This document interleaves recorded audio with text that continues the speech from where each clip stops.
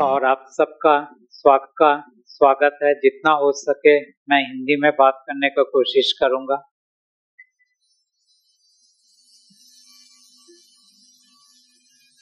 तो सबसे पहली बात यह है कि आप दरअसल भगवती और परमात्मा के सानिध्य में बैठे हैं।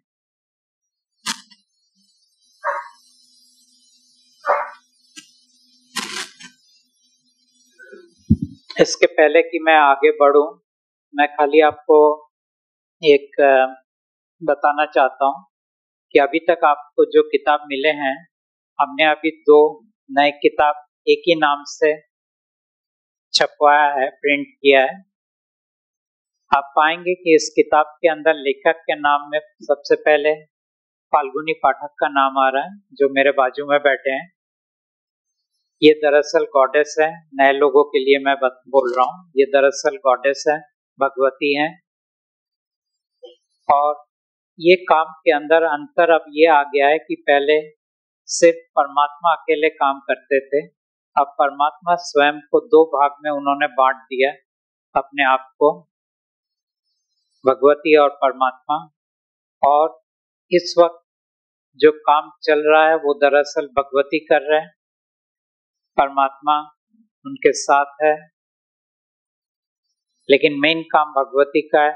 फिर भी आप पाओगे भगवती दरअसल साइलेंट बैठते हैं, वो कुछ बोलते नहीं है, लेकिन उनके अंदर से जो ऊर्जा बहता है वो दरअसल आपको हील करता है।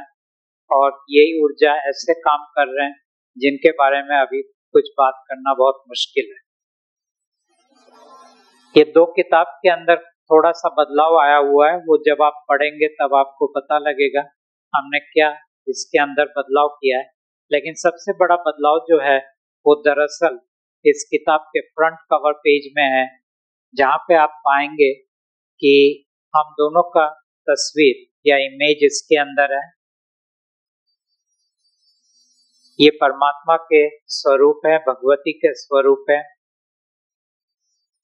इस किताब के अंदर वो दोनों विराजमान है एनर्जेटिकली। आप इनके साथ बात कर सकते हैं। ये किताब जीवंत है, इट्स ए लाइफ बुक। किताब को पूजा करने की कोई जरूरत नहीं है, सिर्फ अनादर मत कीजिए, यानी जितना आप हैंडल कर रहे हैं थोड़ा केयरफुली हैंडल कीजिए किताब को। बाकी ये किताब अपने आप में आपको परमात्मा और भगवती के साथ जोड़ देंगे, और जो कुछ आपका हीलिंग होगा इस किताब के जरिए होगा। आपको मेरे पास आने की कोई जरूरत नहीं है। मैं अभी सिर्फ आपको परमात्मा के बारे में ही बात करूंगा। और ये 2 के अलावा ये हीलिंग कार्ड्स हैं जो आप डाउनलोड कर सकते हैं हमारे वेबसाइट alakgod.com से, ALAKHGOD.com। यहाँ से ये हीलिंग कार्ड का जो डिजिटल वर्जन है उसको डाउनलोड करके आप उनके साथ बात कर सकते हैं। किताब हर वक्त आपके पास होगा नहीं, ये कार्ड आपके मोबाइल पे रह सकता है, और ये कार्ड आपको उतना ही हीलिंग देगा जितना ये किताब दे रहा है। ये कार्ड भी आपको परमात्मा से जोड़ देगा। तो जहां तक किताब और कार्ड का सवाल है वो मैंने आपको पेश किया।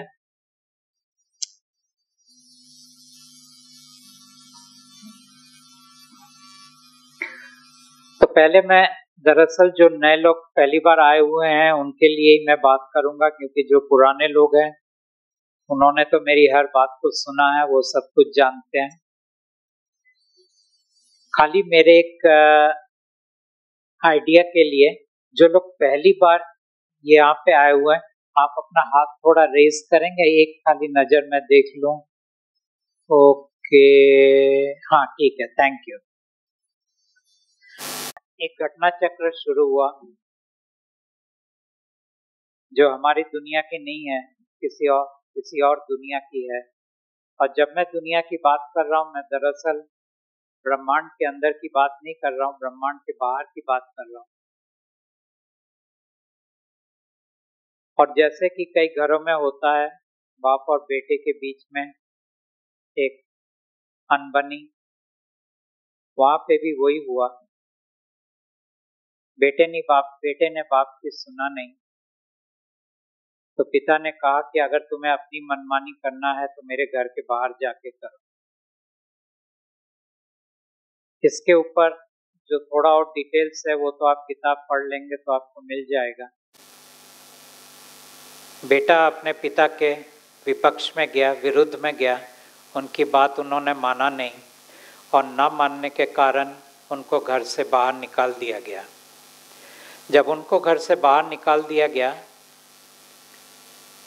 तब उनको 21 ब्रह्मांड दिए गए।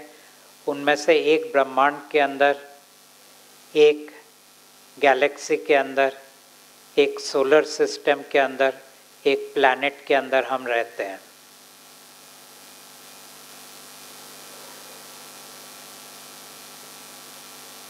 ये जो बेटा था, इसको प्रॉब्लम क्या था? इसको प्रॉब्लम ये था कि वो परमात्मा जैसा बनना चाहता था। परमात्मा जैसे कैसा? कि परमात्मा जिस तरह सृष्टि का काम कर रहे हैं, क्रिएशन का काम कर रहे हैं, उसने कहा मुझे भी वही काम करना है। अब मुश्किल ये था, आप परमात्मा के मर्जी के विपक्ष में, परमात्मा के सानिध्य में कुछ कर नहीं सकते। अगर आप परमात्मा के सानिध्य में कुछ करना चाहते हो, वो परमात्मा के मर्जी के अंदर होना चाहिए। तो ये अपने पिता के मर्जी के विपक्ष में गया, तो परमात्मा ने उनको अपने घर से बाहर निकाल दिया। अब परमात्मा की सृष्टि और राजा की सृष्टि, राजा मतलब ये जो बेटा है, ये हमारे ब्रह्मांड का राजा है, ये दोनों में क्या अंतर है? दोनों में अंतर ये है कि एक का जो सृष्टि होता है वो सृष्टि होने के बाद वो कायम रहता है, उसको हम कहते हैं इटर्नल। और जो राजा का सृष्टि है, राजा यानी बेटा, परमात्मा का बेटा, ये राजा का जो सृष्टि है ये कायम नहीं रहता है, ये इटर्नल नहीं है। ये थोड़े देर के लिए रहता है और फिर मिट जाता है। तो जिस ब्रह्मांड को आप देख रहे हो, जिस ब्रह्मांड को आप अनुभव कर रहे हो, ये दरअसल एक भ्रम है, एक छल है, एक अंग्रेजी में हम इसको कहते हैं हिप्नोसिस है। लेकिन इस हद तक इस हिप्नोसिस को सही कर दिया गया है, क्योंकि उस चीज को हम कहते हैं माया। तो माया के कारण हर चीज असली लगता है, रियल लगता है। तो हम जिस दुनिया में रहते हैं, दरअसल उस दुनिया का कोई अस्तित्व नहीं है, लेकिन फिर भी वो दुनिया है, फिर भी वो दुनिया ठोस है, फिर भी वो दुनिया हमें लगता है कि कायम है, सदा के लिए है, लेकिन ये सदा के लिए नहीं है, ये सिर्फ राजा का एक सपना है। उस सपने के अंदर हर चीज उभर के आ रहा है, चांद और तारे उभर के आ रहे हैं, पहाड़ और सागर उभर के आ रहे हैं, हम उभर के आ रहे हैं, और इन चीज़ों के ज़रिए परमात्मा अपना सृष्टि का खेल खेल रहा है। परमात्मा को जब परमात्मा नहीं, राजा ये खेल खेल रहा है। परमात्मा ने जब राजा को अपने घर से निकाला था, उन्होंने उनको 3 चीज़ें बताया था। नंबर 1, अब से तुम अमन नहीं हो, तुम्हारा जीवन और मृत्यु होगा। नंबर 2, तुम्हें इंसान के मैल को खाना पड़ेगा। और नंबर 3, तुम्हें इस बात का ख्याल रखना पड़ेगा कि इंसानों की संख्या में वृद्धि हो, पॉपुलेशन बढ़ना चाहिए। 3 चीज़ें उन्होंने राजा को कहा। तो ये मैल क्या है? ये मैल है हमारा नकारात्मक सोच, नकारात्मक विचार, नकारात्मक एहसास। अंग्रेजी में हम कहते हैं negative thoughts, feelings and emotions. So ये राजा का खाना है, राजा को ये मैल खाना पड़ता है। अब नेक्स्ट चीज जो आ रहा है वो दरअसल ये है कि जिस वक्त ये श्राप दिया गया था उस वक्त मनुष्य बोल के कोई योनि था नहीं, तो वो बनाना पड़ा। परमात्मा का श्राप था मनुष्य की योनि का मैल खाना पड़ेगा, पर मनुष्य तो थे नहीं, तो उनको बनाना पड़ा। कैसे बनाया उन्होंने? ऊर्जा के तल पे उन्होंने मनुष्यों को बनाया। ऊर्जा मीन्स एनर्जी बॉडी। और बाद में उन्होंने अपने बेटे से कहा कि इसका बाकी संरचना तुम कर देना। तो उन्होंने फिर क्या किया? हमारा ये भौतिक शरीर को बनाया, फिजिकल बॉडी, हमारा माइंड को बनाया, मन, और हमारे चरित्र को बनाया जिसको हम कहते हैं पर्सनालिटी। तो इंसान जब कहता है कि मैं कौन हूं, आपको मालूम है वो सुकरात कहता था कि नो दाई सेल्फ, स्वयं को जानो। रमना महर्षि के पास कोई जाता था तो रमना महर्षि पूछते थे अपने आप को जानो, सवाल करो, हु एम आई, मैं कौन हूं। तो दरअसल इंसान कौन है? इंसान दरअसल एक शरीर है, भौतिक शरीर, एक मन है, माइंड, एक पर्सनालिटी है, चरित्र, एक ऊर्जा शरीर है जो परमात्मा ने बनाया, और एक चीज और है इंसान के अंदर, और उसको हम कहते हैं ईश्वर। ईश्वर को अंग्रेजी में कहते हैं स्पिरिट। अगर आपको याद हो तो बाइबल के अंदर जीसस ने कहा था father, son and holy spirit.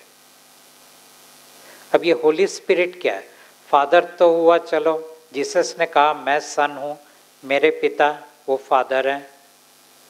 वो दरअसल अपने ह्यूमन फादर की बात नहीं कर रहे थे, वो ऊपर उनके जो फादर है उसकी बात कर रहे थे। लेकिन उन्होंने ये भी कहा होली स्पिरिट। ये होली स्पिरिट को समझना बहुत मुश्किल था उन बाकी लोगों के लिए। आज हम नहीं जानते हैं जीसस ने होली स्पिरिट के बारे में क्या बोला, लेकिन इतना हम जानते हैं कि दरअसल होली स्पिरिट के बारे में आज जो बाइबल में लिखा है उसको वो एक एंजल मानते हैं। और होली इसलिए उनका मानना है क्योंकि उनको लगता है कि ये एंजल बहुत ही अच्छे काम करते हैं।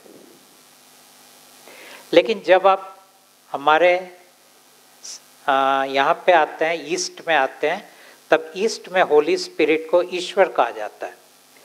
होली स्पिरिट का एक नाम और है और उसको कहते हैं आत्मन। तो एक है ब्राह्मण और एक है आत्मन। अगर आप उपनिषद में जाते हैं वहाँ ब्राह्मण और आत्मन की बात कहा जाता है। और उपनिषद बोलता है कि अंत में से ब्राह्मण ही है। ब्राह्मण निराकार है, निर्गुण है, लेकिन उस ब्राह्मण के अंदर हर सृष्टि की रचना होता है, उसके गुण निखरते हैं, उसके गुण के प्रमाण में वो लोग जीवंत होते हैं और काम करते हैं। तो ये है ब्राह्मण। और उसका एक अंश जब जीव में आता है तब निर्जीव जीव साकार हो उठता है, वो है आत्मन। तो उसे आप चाहे आत्मन कहो, चाहे स्पिरिट कहो, चाहे ईश्वर कहो, चाहे प्रभु कहो, कोई भी नाम आप ले लो, ये सब दरअसल एक ही चीज़ की तरफ इशारा कर रहा है, एक ऊर्जा शरीर। ये ऊर्जा शरीर राजा ने मनुष्य को दिया। अब मनुष्य क्या है? मनुष्य दरअसल 5 चीज हुआ। एक फिजिकल बॉडी, भौतिक शरीर, एक माइंड, मन, तीसरा चरित्र, कैरेक्टर या पर्सनालिटी, चौथा ऊर्जा शरीर जो परमात्मा ने दिया, और 5वां ईश्वर। तो आप दरअसल ये 5 चीजों का समावेश हो, कॉम्बिनेशन ऑफ 5 थिंग्स। यूँ तो कोई आपको बोलेगा कि आप दरअसल 5 तत्व के समावेश हो, वो भी बात सही है कि आपकी पूरी संरचना दरअसल 5 तत्वों से किया गया है, जिसको हम कहते हैं अग्नि, वायु, जल, माटी, आकाश, और आप में 3 गुण डाले गए हैं। ये 3 गुण निर्धारित करते हैं आपका चरित्र कैसा होगा, तत्व निर्धारित करते हैं आपका फिजिकल बॉडी कैसा होगा, और ये तत्व और गुण के आधार पे आपका मन की सृष्टि होता है। अब ये जो मन है और ये जो शरीर है और ये जो चरित्र है, ये किस आधार पे तैयार होता है? इसका भी तो कोई आधार होना चाहिए। ये आधार है दरअसल आपकी कहानी। और आपकी कहानी क्या है? ये आपके जन्म के पहले लिख दिया गया है। आपके जन्म के पहले आपकी कहानी लिख दी गई है। उसको लिखने वाला आपका आत्मा था। आत्मा ने आपकी कहानी लिखा, आत्मा ने आपके अंदर सांस फूका, आत्मा का काम खत्म हो गया, वो आपके अंदर नहीं है। हर कोई कहता है मेरे अंदर आत्मा है इसीलिए मैं जिंदा हूँ, अगर मेरे अंदर आत्मा न रहे तो मेरा मृत्यु निर्धारित है। ऐसी बात नहीं है, आत्मा आपके अंदर होता ही नहीं है। कई बार आप YouTube के वीडियो में देखोगे, जब एक इंसान मर जाता है, एक छाया शरीर या एक शैडोई बॉडी, भौतिक शरीर यानी फिजिकल डेड बॉडी में से ऊपर उठ के तैर के कहीं बाहर जा रहा है, और कई लोगों का मानना है कि ये हमारी आत्मा हमसे अलग हो रहे हैं। वो आत्मा नहीं है, वो आपके ऊर्जा शरीर है। तो आपके अंदर दरअसल आत्मा नहीं है। आपके अंदर जो है उसको हम कहते हैं ईश्वर। अगर आप जिंदा हो तो ईश्वर के कारण जिंदा हो। तो ईश्वर का काम क्या है?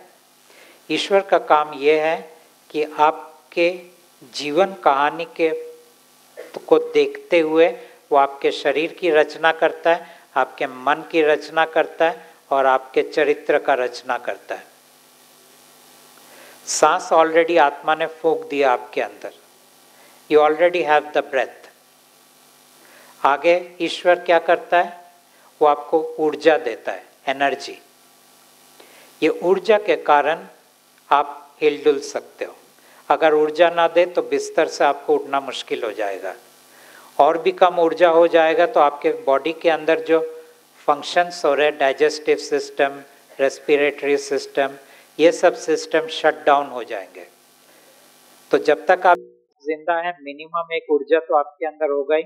उसके बाद ये तय करेगा आप आपके कर्म क्षेत्र में किस हद तक आपको ऊर्जा की जरूरत है।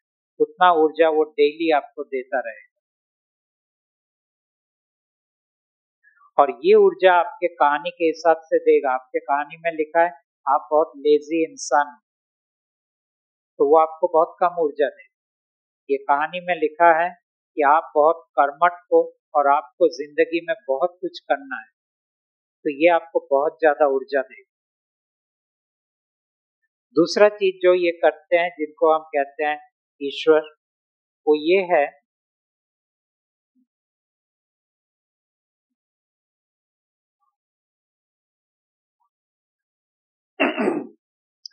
कहानी के हिसाब से ये आपको सक्सेस देगा, ये आपको फेलियर देगा। कहानी के हिसाब से ये आपको पैसा देगा और या आपको गरीब रखेगा, या और भी खराब होगा, आपको डेट्स में डाल देगा। कहानी के हिसाब से ये आपको स्वस्थ रखेगा या ये आपको बीमार कर देगा। कहानी के हिसाब से ये आपको फेम, नेम देगा या आपको गुमनाम की जिंदगी में रख देगा। कहानी के हिसाब से ये आपको एक जगह से दूसरे जगह में ले जाए। कहानी के हिसाब से ये आपके जिंदगी में लोगों को लाएंगे और टाइम आने पर आपके कहानी के अंदर से लोगों को निकाल के अलग ले जाएं।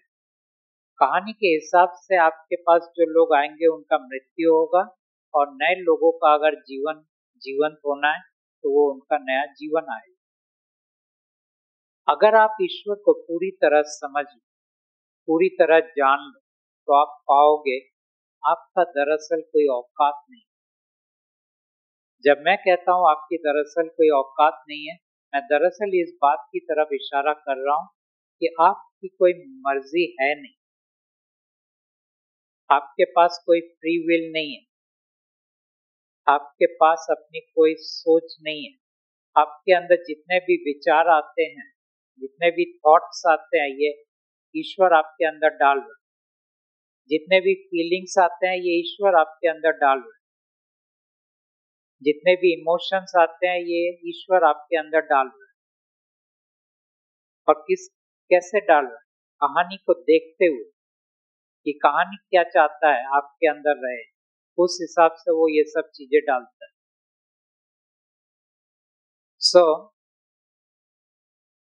जब आप किसी से आपका प्यार हो जाता है, वो भी ईश्वर आपके अंदर वो प्यार डालता है। जब किसी से आपका नफरत होता है, वो ईश्वर डालता है।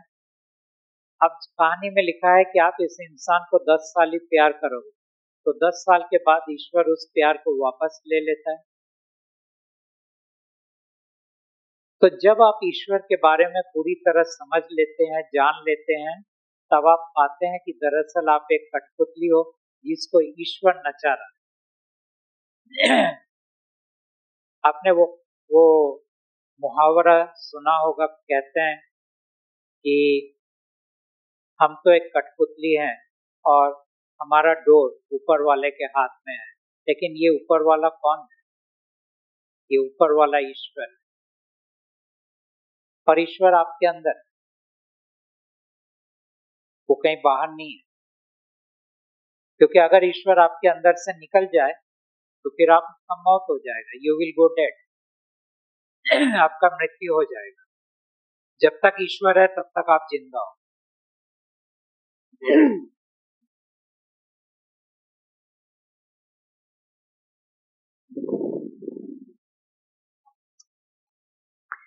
तो इसलिए सबसे पहले ये जानना जरूरी है कि आपको चला कौन रहा है, आपका विधाता कौन है। ये डोर, आपका जो डोर है, किसके हाथ में है?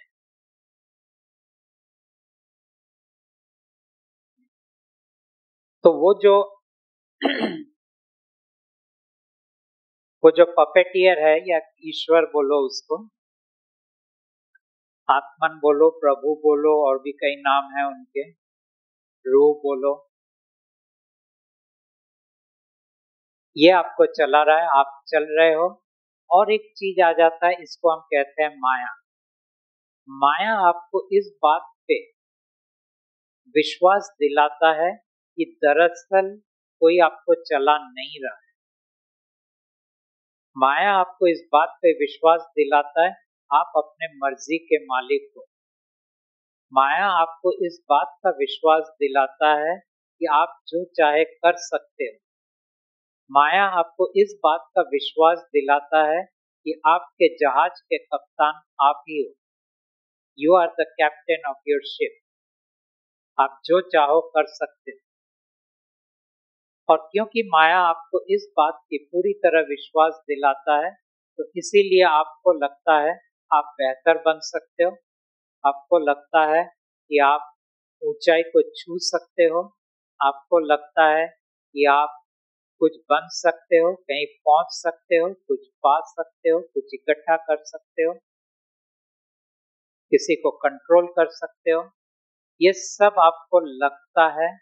और माया इस हद तक आपको भ्रमित करता है कि इन चीजों के बारे में आपको वो सक्सेस भी देता है। किस तरह सक्सेस देता है? कि मान लो कि आपके अंदर है कि मैं मैनिफेस्टेशन का गेम खेलूंगा। मैनिफेस्टेशन मतलब क्रिएशन का गेम। तो आप कोई वर्कशॉप में जाएंगे, वहां पे आप मैनिफेस्टेशन टेक्निक्स सीख के आएंगे। कुछ मैनिफेस्टेशन टेक्निक्स मन के तल पे होता है, जिसको हम कहते हैं पावर ऑफ द इंटेंशन। या power of the subconscious mind. कुछ मैनिफेस्टेशन टेक्निक्स वाइब्रेशन के तल पे होता है, उसको हम कहते हैं matching the frequency with the universe. कुछ मैनिफेस्टेशन टेक्निक्स ऑकल्ट है। ऑकल्ट का मतलब होता है आप नॉन फिजिकल वर्ल्ड से कुछ बीइंग्स को लेके आओगे जो आपके लिए काम करेगा। ये लोग भी मैनिफेस्टेशन टेक्निक्स के अंदर आता है। कुछ मैनिफेस्टेशन टेक्निक्स होते हैं जो यंत्र के अंदर कुछ पावर्स डाल दिए जाते हैं, ये यंत्र आपके लिए काम करेंगे। तो कहने का ये मतलब है कि आपको विश्वास दिलाया जाता है माया के द्वारा कि दरअसल आपकी मर्जी चलता है, आप अपने मर्जी से जो चाहो कर सकते। सिर्फ जरूरत इतना है, थोड़ा कोशिश करना, थोड़ा कुछ सीखना, थोड़ा कुछ प्रयास करना, थोड़ा साधना करना, और इससे ज्यादा कुछ है नहीं। और क्योंकि माया इस हद तक हमें भ्रमित करता है, विश्वास दिलाता है, जिसके कारण हमारे अंदर दो चीज आ जाते हैं। एक को कहते हैं ग्लानि और दूसरे को कहते हैं गर्व। ग्लानि क्यों आता है? क्योंकि आपको लगता है जो गलत काम आपसे हो गया है, आप चाहते तो उसे रोक सकते हैं, ये आपका ग्लानि की सृष्टि करता है। दूसरा गर्व क्यों आता है? आपको लगता है कि जो आपको मिला, जो आप बने, जो आप पहुंचे, वो आप अपने बलबूते पर पहुंचे, अपने मेहनत के बल पहुंचे। कई लोग बोलते हैं I am a self made man, ये गर्व। ग्लानि और गर्व दोनों राजा का खाना बनता है। तो राजा अपना खाना कैसे बनाता है? ग्लानि और गर्व के जरिए बनाता है। दूसरा वो खाना बनाता है राग और द्वेष के अंदर। अंग्रेजी में राग और द्वेष को हम कहते हैं अटैचमेंट एंड अवर्शन। आपके अंदर इतना मोह होता है जिसके कारण आपके अंदर बहुत सारे एक्सपेक्टेशंस आ जाते हैं। ये एक्सपेक्टेशंस के कारण ज्यादातर एक्सपेक्टेशंस फुलफिल नहीं होते हैं और वो चीजें आपके अंदर नकारात्मकता ले आता है। दूसरा चीज ये है कि एक्सपेक्टेशंस फुलफिल ना होने के कारण आपके अंदर द्वेष आ जाता है। वो अपने आप में भी राजा का खाना बनता है। कभी आपने सोचा कि मान लीजिए आपका घर में, आपका परिवार में, उसके लिए आपको इतना फिक्र क्यों होता है जितनी आपके बाजू वाले पड़ोसी के परिवार के लिए नहीं होता है? ये कहां से ये फिक्र आ रहा है? आपको लगता है ये मेरे हैं, ये जो लगना है कि ये मेरे है, ये कहां से आ रहा है? क्योंकि कोई आपके अंदर ये डाल रहा है, और डालने के कारण आपका उनके प्रति मोह आ जाता है, अटैचमेंट आ जाता है।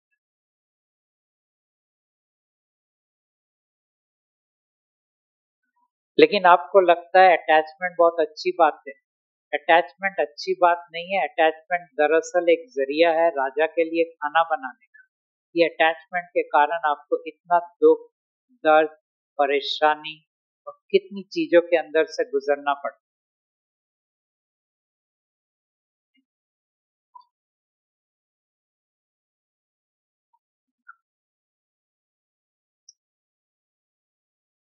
तो मैं दरअसल आपको एक इशारा दे रहा हूं राजा के खेल का, और राजा के ये खेल के अंदर